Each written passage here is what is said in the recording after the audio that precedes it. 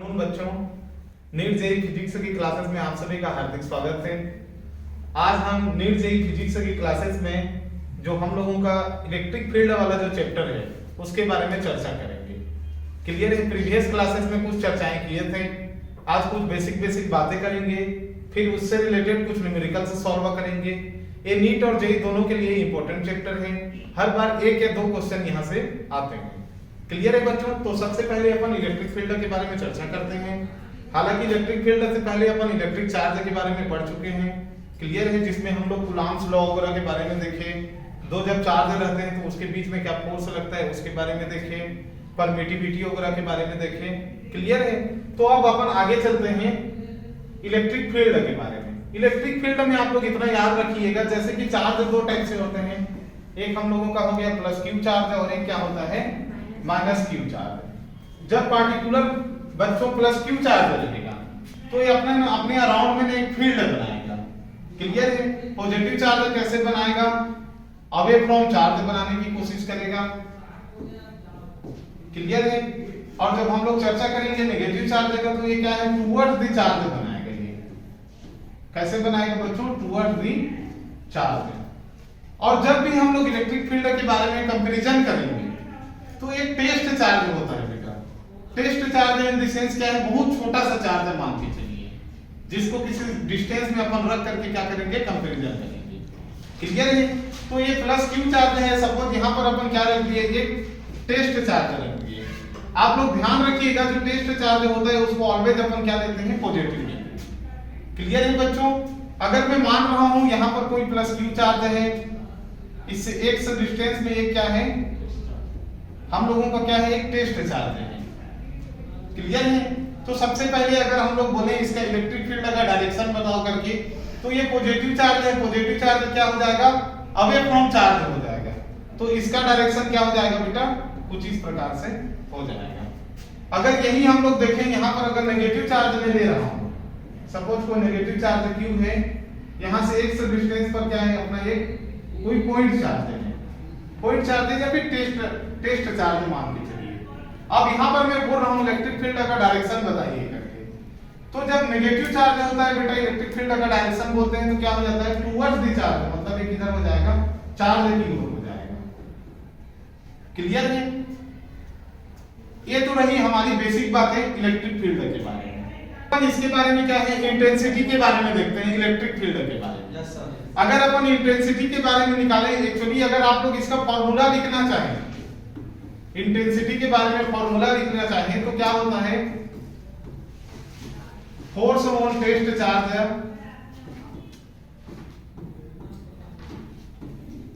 Upon test charge होता है। Clear है? इस बारे में अपन चर्चा भी किए थे। अगर इसको लिखना चाहें बेटा तो एक एग्जांपल ले लेते हैं, प्लस क्यू चार्ज है मान के चलिए, यहां से क्या है r डिस्टेंस में कोई एक पॉइंट है मान के चलिए, या फिर टेस्ट चार्ज है एज्यूम कर लीजिएगा। क्लियर है? इसका डायरेक्शन क्या हो जाएगा अवे फ्रॉम चार्ज। यहां पर अपने को इलेक्ट्रिक फील्ड फाइंड करना है। तो फोर्स का फार्मूला F हो गया बेटा, उसके बाद Q, इसको क्या बोल सकते हैं Q नॉट बोल सकते हैं। क्लियर है? अगर इसके यूनिट अपन देखना चाहें तो फोर्स का यूनिट हो जाता है न्यूटन और चार्ज का यूनिट हो जाता है कूलॉम। तो न्यूटन पर कूलॉम इसका यूनिट हो जाएगा इलेक्ट्रिक फील्ड का। क्लियर है? या फिर इसका एक और यूनिट होता है बेटा जिसको बोलते हैं वोल्ट पर मीटर। क्लियर है? न्यूटन पर कूलॉम भी बोल सकते हैं या फिर वोल्ट पर मीटर बोल सकते हैं। क्लियर है? अगर इस चीज को देखना चाहें तो यहां पर देखिए दो चार्ज हैं, एक प्लस क्यू चार्ज है और एक क्या है टेस्ट चार्ज है क्यू नॉट। दोनों के बीच का डिस्टेंस क्या है बेटा r है। तो इन दोनों के बीच में एक फोर्स लगेगा। क्लियर है? दोनों प्लस प्लस है तो क्या है रिपल्सिव फोर्स लगेगा मान के चलिए। तो कूलॉम के नियम के अकॉर्डिंग क्या हो जाएगा कूलॉम्स लॉ के according K capital Q small q not upon क्या हो जाएगा बेटा r स्क्वायर हो गया, ये अपना फोर्स का हो गया फार्मूला। और यहां पर क्या है q नॉट, क्योंकि इलेक्ट्रिक फील्ड का इंटेंसिटी का फार्मूला क्या है F अपॉन q नॉट हो गया, तो यहां पर भी q नॉट हो गया। q नॉट कैंसिल तो क्या आ गया बेटा kq अपॉन r स्क्वायर, इसका फार्मूला आ गया अपना इलेक्ट्रिक फील्ड इंटेंसिटी का। क्लियर है? k क्या है अपन जानते हैं, k इक्वल टू हो जाता है हम लोगों का 1/4 पाई एप्सिलॉन। क्लियर है? जहां पर एप्सिलॉन क्या है हम लोगों का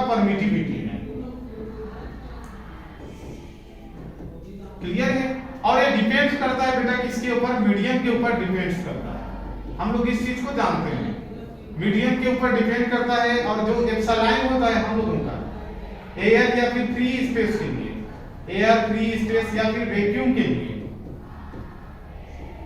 8 into 8.5 into 10 to the power minus 12 होता है। क्लियर है? जो कि क्या है, इसका मिनिमम वैल्यू है। ये क्या वैल्यू है बेटा, मिनिमम वैल्यू है। अगर एयर या फ्री स्पेस में परमिटिविटी का वैल्यू मिनिमम है, इट मींस जाहिर सी बात है दो चार्ज के बीच में लगने वाला फोर्स क्या हो जाएगा, मैक्सिमम लगेगा। क्लियर है? एयर और फ्री स्पेस या फिर वैक्यूम के लिए आप लोग ध्यान रखिएगा, एप्सिलॉन का value 8.85 into 10 to the power minus 12 होता है। और साथ ही साथ आप लोग याद रखिएगा जो के अपन ले रहे हैं, के का वैल्यू होता है 9 into 10 to the power 9 हो जाएगा। क्लियर है बच्चों? इतनी सारी बातें हैं। अब एक दो जो सिंपल क्वेश्चन है उसे आप लोग सॉल्व करने की कोशिश कीजिए। फिर उसके बाद इस पर मतलब जो ज्योमेट्रिकल बेस्ड क्वेश्चंस आते हैं, जैसे मान के चलिए एक ट्रायंगल बना देगा, यहाँ पर प्लस क्यू चार्ज दे देगा, यहाँ पर प्लस क्यू चार्ज दे देगा। इस पॉइंट में आप लोगों से पूछ लेगा कितना होगा करके electric field, net electric field. Clear है? तो इसके लिए अपन प्रिंसिपल ऑफ सुपरपोजिशन पढ़ लेंगे, उसके बाद क्वेश्चन को सॉल्व करने की कोशिश करेंगे। क्लियर है बच्चों? आप उसका आंसर देने की कोशिश कीजिएगा। क्लियर है? चलिए, एक प्लस क्यू चार्ज है, यहां से r डिस्टेंस में कोई एक पॉइंट P है, इसको टेस्ट चार्ज आप लोग मान लीजिएगा। तो क्वेश्चन ये दिया हुआ है इलेक्ट्रिक फील्ड एंड इंटेंसिटी का वैल्यू बताइए कितना होगा करके, और आप लोग डायरेक्शन भी बताइएगा। क्लियर है? एक और क्वेश्चन है, माइनस क्यू चार्ज है, यहां से r डिस्टेंस में कोई पॉइंट P है, यहां पर भी इंटेंसिटी बताना है इलेक्ट्रिक फील्ड का और डायरेक्शन बताना है आप लोगों को। क्लियर? जल्दी सॉल्व कीजिए। चलिए बच्चों, यहां पर बताइए, यहां पर डायरेक्शन क्या हो जाएगा, पॉजिटिव चार्ज है तो अवे फ्रॉम चार्ज हो गया इलेक्ट्रिक फील्ड का डायरेक्शन। ठीक है बेटा? अब क्या हो जाएगा, इसको आप लोग क्या मान सकते हैं, एक टेस्ट चार्ज मान लीजिए। क्लियर है? अब दोनों के बीच इलेक्ट्रिक फील्ड वाला फार्मूला लगा दीजिए, कौन सा, अपना फोर्स अपॉन क्यू नॉट हो गया। उसके बाद अपन जानते हैं क्यू नॉट कैंसिल हो जाता है, लास्ट में क्या आता है, के क्यू अपॉन आर स्क्वायर आता है। यहां पर भी देख लीजिए दोनों के बीच का डिस्टेंस कितना है बेटा, r डिस्टेंस है। तो ये हमारा हो गया फार्मूला किसका, इलेक्ट्रिक फील्ड का फार्मूला हो गया। क्लियर है? अगर यहां पर हम लोग देखें तो देखिए नेगेटिव चार्ज है, क्या हो जाएगा, टुवर्ड्स द चार्ज हो जाएगा। क्लियर है? यहां पे अपने को इलेक्ट्रिक फील्ड फाइंड करना है, तो इलेक्ट्रिक फील्ड का फार्मूला फिर से वही k q upon r square, और यहां पर भी डिस्टेंस कितना दिया है बेटा, r ही दिया है। अगर सपोज यहां पर a दिए रहता तो ये क्या हो जाता, a स्क्वायर हो जाता। अगर यहां पर a दिए रहता तो ये क्या हो जाता, a स्क्वायर हो जाता। क्लियर है? ठीक। अब देखिए बेटा, अपन एक और फार्मूला पढ़ेंगे जिसको बोलते हैं प्रिंसिपल ऑफ सुपरपोजिशन। क्लियर है? बहुत सारे चार्जेस रहेंगे और अपने को किसी पॉइंट में क्या पूछ देगा, इलेक्ट्रिक फील्ड फाइंड करने के लिए पूछेगा। क्लियर है? चलिए देखते हैं। सपोज मान के चलिए यहां पर प्लस Q1 चार्ज है, माइनस Q2 चार्ज है, और यहां पर है बेटा प्लस Q3 चार्ज है। क्लियर है? यहां से कुछ डिस्टेंस दिया हुआ है, मान के चलिए a डिस्टेंस। इस पॉइंट पर अपने को पूछ रहा है क्या, इलेक्ट्रिक फील्ड फाइंड करो करके। क्लियर है? ई नेट फाइंड करने के लिए पूछ रहा है बेटा। क्लियर है? ई नेट अपन कैसे फाइंड करेंगे, देखिए Q1 क्या है, पॉजिटिव चार्ज है, और इसको अपन क्या मान लेंगे, Q0 मान के चलिए टेस्ट चार्ज है। ये क्या करने की कोशिश करेगा, अवे करने की कोशिश करेगा। ये अपना U1 हो गया बेटा। Q2 क्या है, नेगेटिव चार्ज है, क्या कोशिश करेगा, अपने साइड लेने की कोशिश करेगा। ये हो गया हम लोगों का क्या, U2 हो गया। Q3 क्या कोशिश करेगा, अवे करने की कोशिश करेगा क्योंकि पॉजिटिव चार्ज है। क्लियर है बेटा? तो ई नेट जो है क्या हो जाएगा बेटा, इलेक्ट्रिक फील्ड का सम हो जाएगा। It means E1 plus E2 plus E3 हो जाएगा। क्लियर है बच्चों? जी सर। इसी से रिलेटेड एक क्वेश्चन सॉल्व करते हैं। मैं आप लोगों को क्वेश्चन दे रहा हूं, उसको सॉल्व करने की कोशिश कीजिए। दो चार्ज दे रखा है बेटा, 1 कूलम का, इधर दे रखा है -2 कूलम का। क्लियर है? दोनों के बीच का जो डिस्टेंस है वो है कितना, 2 मीटर दे रखा है। क्लियर है बच्चों? अब दोनों के बीचों बीच मतलब 1 मीटर के डिस्टेंस में एक टेस्ट चार्ज रखा हुआ है Q0 मान के चलिए। क्लियर है? इस पॉइंट को मैं बोल देता हूं B। क्लियर है? Find E net at point B। चलिए बेटा जल्दी इसको ट्राई कीजिए बनाने का।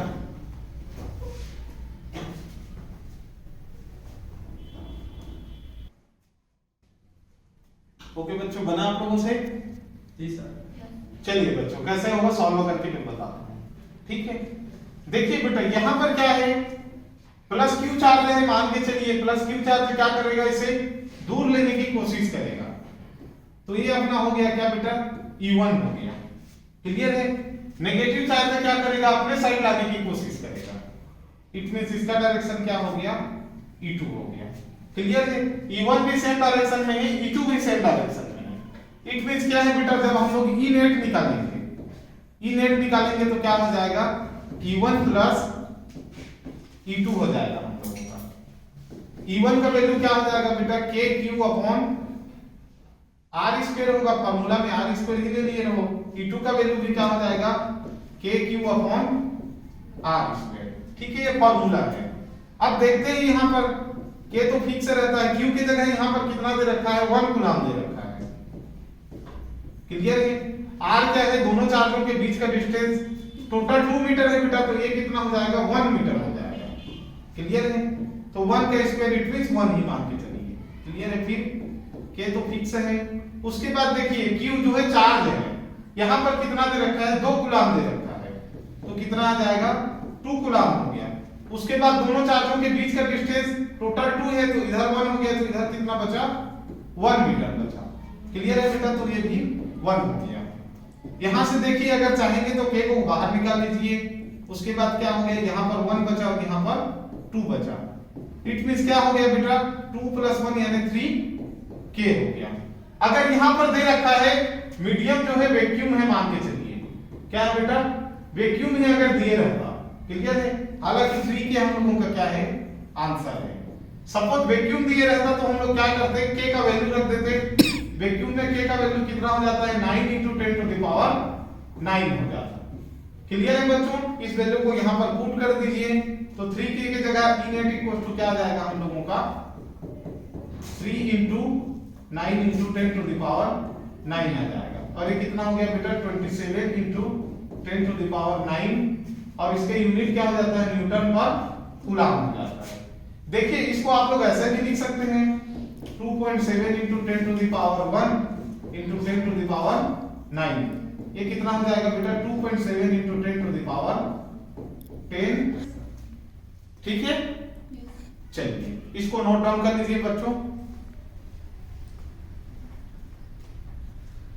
अब इसके बाद बेटा हम लोग क्वेश्चन सॉल्व करते हैं, ट्रायंगल बेस्ड हो गया। ये बच्चों ये इक्विलैटरल ट्रायंगल बेस्ड एक क्वेश्चन है, जो कि क्या दे रखा है, प्लस क्यू चार्ज दे रखा है, माइनस क्यू चार्ज दे रखा है। यहां पर एक पॉइंट दे रखा है ए, और हमें क्या पूछ रहा है, ई नेट निकालने के लिए बोल रहा है, कहां पर, पॉइंट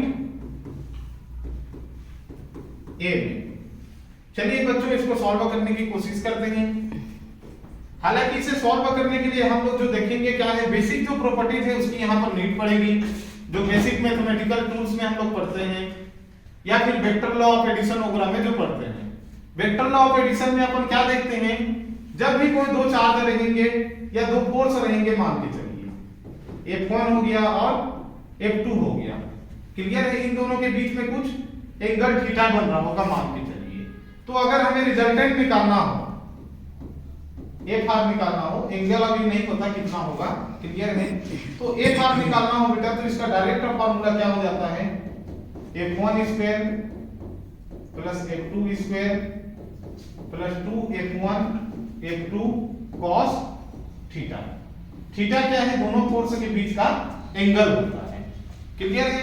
और मैक्सिमम टाइम आप लोग याद रखिएगा, अगर फोर्स F1 और F2 इक्वल है तो इन दोनों के बीच जो एंगल बनेगा ये हमेशा जाएगा θ/2 और θ/2 से।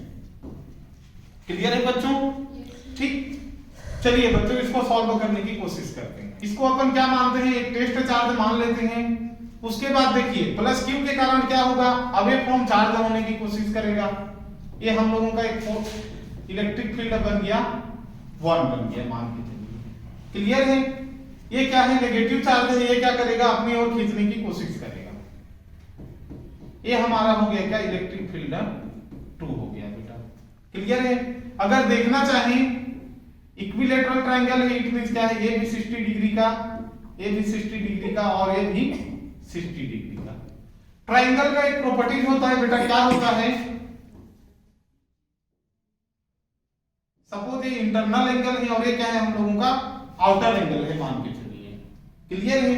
तो जो आउटर एंगल होगा बेटा, सपोज डेल मान के चलिए, इसके फ्रंट का जो इंटरनल एंगल है उसके सम के इक्वल होता है। क्लियर है? उसके सम के इक्वल होता है। तो यहां पर देखिए अपने को ये वाला एंगल फाइंड करना है, क्योंकि दो थोड़ा इलेक्ट्रिक फील्ड निकल चुका, E1 और E2 निकल चुका अपना। क्लियर है बच्चों? तो इसके फ्रंट के एंगल का सम हो जाएगा, मतलब ये 60 और ये 60 कितना हो गया बेटा, 120 हो गया। क्लियर है? अब देखिए अपन इसी मतलब जो ट्रायंगल लॉ ऑफ एडिशन है उसी प्रकार से सॉल्व करने की इसको कोशिश करते हैं। क्लियर है बच्चों? इसका रिजल्टेंट निकालने की कोशिश करते हैं, क्या होगा। क्लियर है? यहां पर क्या क्या कंडीशन है बेटा, ये मेरा U1 हो गया, ये मेरा E2 हो गया और इनके बीच का एंगल 120 हो गया। सबसे पहले देखो आप लोग E1 और E2 का वैल्यू क्या सेम हो रहा है उस चीज को। क्लियर है? E1 निकालने की कोशिश करो। E1 हम लोगों का क्या हो जाएगा, देखिए K चार्ज क्या है बेटा, Q, और दोनों के बीच का डिस्टेंस कितना है, A डिस्टेंस है। क्लियर है? E2 निकालने की कोशिश करो बेटा, क्या हो जाएगा, K Q अपॉन दोनों के बीच का डिस्टेंस कितना है, A ही है। क्लियर है? इट मींस क्या हुआ बेटा, E1 इक्वल्स टू E2 हो गया। और जब दोनों फोर्स का वैल्यू सेम रहेगा तो यहां पर क्या है, दोनों इलेक्ट्रिक फील्ड का वैल्यू सेम है। इट मींस ये लोग कहां से जाएंगे, रिजल्टेंट जो है बेटा इसके बीचों बीच जाएगा, मतलब 120 डिवाइड बाय 2, इधर 120 डिवाइड बाय 2। इट मींस ये रिजल्टेंट कहां से जा रहा है, हमारा बीचों बीच जा रहा है। क्लियर है? और जिसका वैल्यू कितना होगा वो अपन निकालेंगे ये वाले फार्मूला लगा करके। क्लियर है बच्चों? जी सर। तो ई आर का फार्मूला लगाओ, इस वाले फार्मूला में पुट करो इसको। क्लियर है? ई आर इक्वल टू क्या हो जाएगा बेटा हम लोगों का, अंडर रूट E1 का स्क्वायर प्लस E2 का square plus 2 E1 E2 cos 120 degree.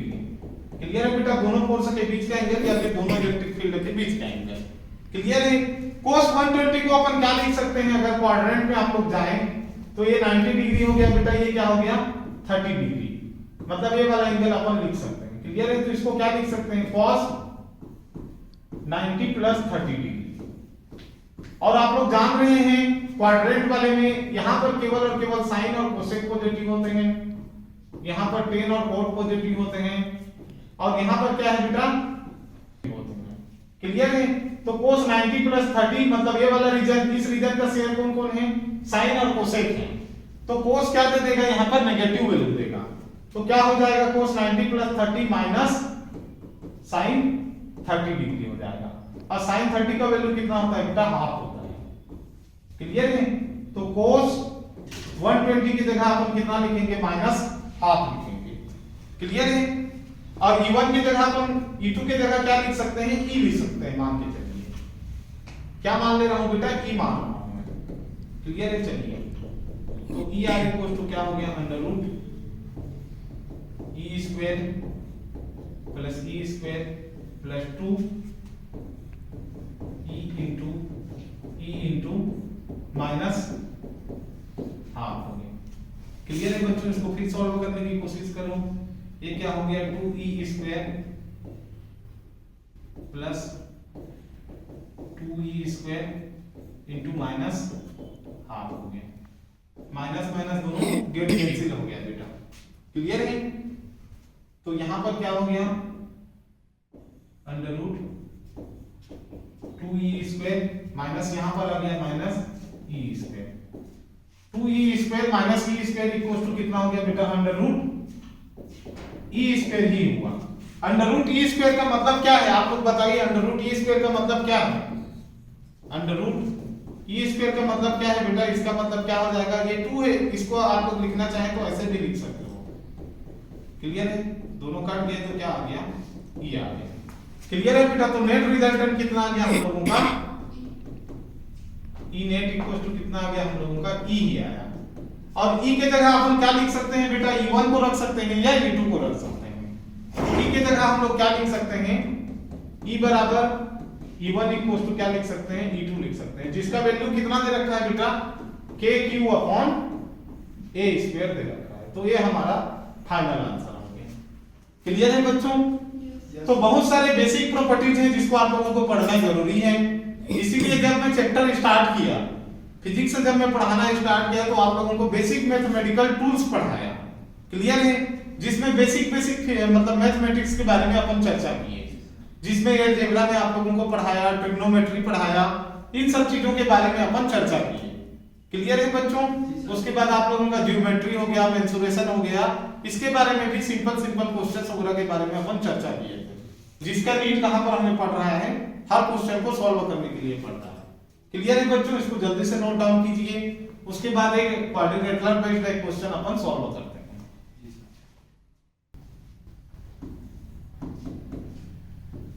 चलिए बच्चों एक और क्वेश्चन सॉल्व करते हैं। एक स्क्वायर दे रखा है जिसका साइड दे रखा है a मीटर दे रखा है, क्लियर है बच्चों। 3 साइड दे रखा है जिसमें क्या है, प्लस क्यू चार्ज दे रखा है, इधर भी प्लस क्यू चार्ज दे रखा है, यहां पर भी प्लस क्यू चार्ज दे रखा है। एक पॉइंट है बेटा, अगर इसको मान के चलूं मैं a b c और d, तो पॉइंट सी में क्या है, नेट इलेक्ट्रिक फील्ड का वैल्यू हमें फाइंड करने के लिए बोल रहा है। एक पॉइंट सी, चलिए बच्चों इसे बनाने का अपन कोशिश करते हैं, क्लियर है। यहां पर देखिए 3 टाइप के चार्जेस हैं, यहां पर d से रिलेटेड एक प्लस क्यू चार्ज है, a से रिलेटेड प्लस क्यू चार्ज है, और b पर भी क्या है, प्लस क्यू चार्ज है। डिस्टेंस यहां पर ये दे रखा है, इसका डिस्टेंस ये दे रखा है, क्लियर है।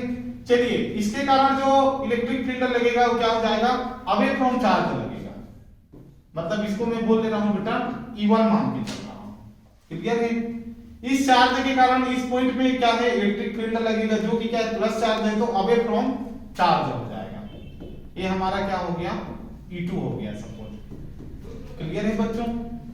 अब देखिए यहां पर एक और चार्ज है, प्लस क्यू चार्ज है, क्लियर है। इसके कारण भी क्या हो जाएगा, एक इलेक्ट्रिक फील्ड लगेगा,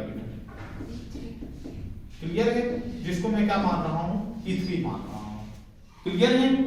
हालांकि इसके बीच का डिस्टेंस कितना हो जाएगा बेटा, ये क्या है, स्क्वायर है, और ये इसका क्या है, एक डायगोनल बन रहा है, तो स्क्वायर का डायगोनल क्या हो जाता है, a√2 होता है, आप लोग जान रहे हैं इस चीज को, क्लियर है।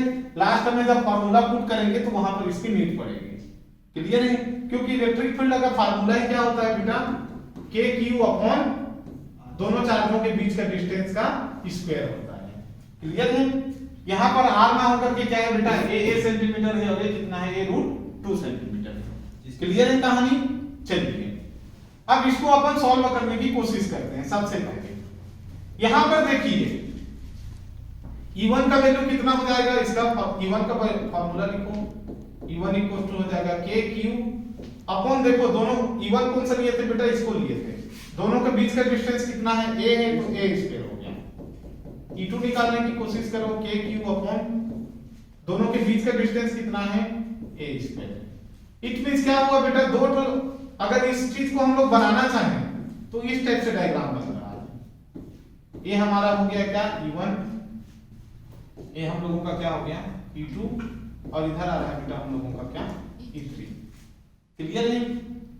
अब देखिए E1 और E2 का वैल्यू क्या हो गया बेटा, सेम हो गया, फिर से वही ट्रायंगल लॉ हम लोग अप्लाई कर सकते हैं इसके बीच में।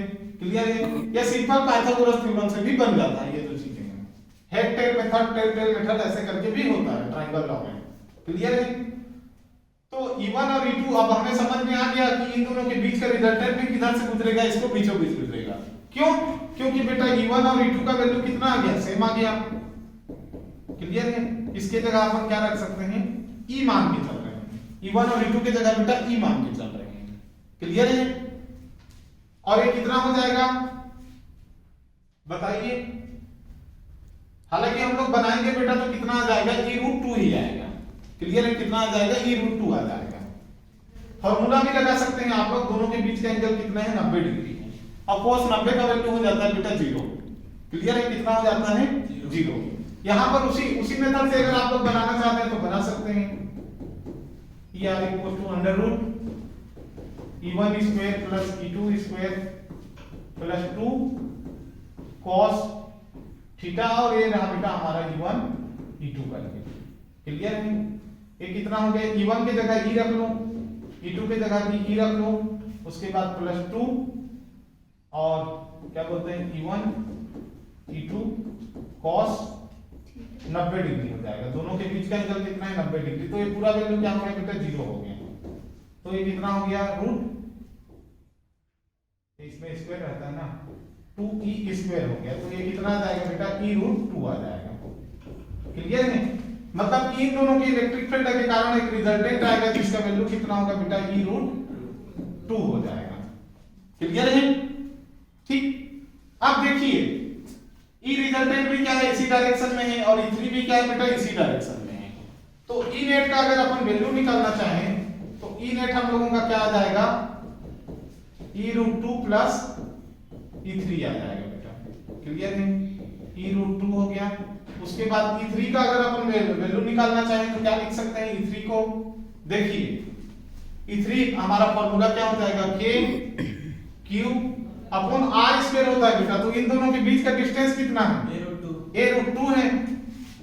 तो A√2 का स्क्वायर हो गया। E की जगह क्या लिख सकते हैं बेटा अपन, KQ upon A square, KQ upon A square √2 plus KQ upon, अब देखिए बेटा ये तो A स्क्वायर हो गया और ये कितना हो गया, √2 का स्क्वायर कितना हो जाएगा, 2 हो जाएगा। क्लियर है? इसको अपन ऐसे लिख सकते हैं क्या, देखो KQ upon A square into √2 plus KQ upon A square into 1/2 ऐसे लिख सकते हैं ना बेटा। क्लियर है? अब देखिए KQ upon A square, KQ upon A square क्या हो जाएगा, कॉमन है, इसको बाहर कर दो। तो क्या लिख सकते हो बेटा, इसी को इस जगह लिख रहा हूं मैं, E नेट इक्वल टू हो जाएगा हमारा बेटा KQ अपॉन A स्क्वायर अपना बाहर हो गया, और कितना बचा, यहाँ पर √2 बचा और यहाँ पर बचा हाफ, √2 प्लस हाफ। ये हमारा E नेट निकल गया बेटा, कहां पर, पॉइंट C में। क्लियर है? तो ये हम लोगों का आंसर हो जाएगा। क्लियर है बच्चों, आया समझ में? तो इस टाइप से क्वेश्चंस एग्जाम में आप लोगों के आते हैं, इलेक्ट्रिक फील्ड से रिलेटेड टॉपिक। क्लियर बच्चों?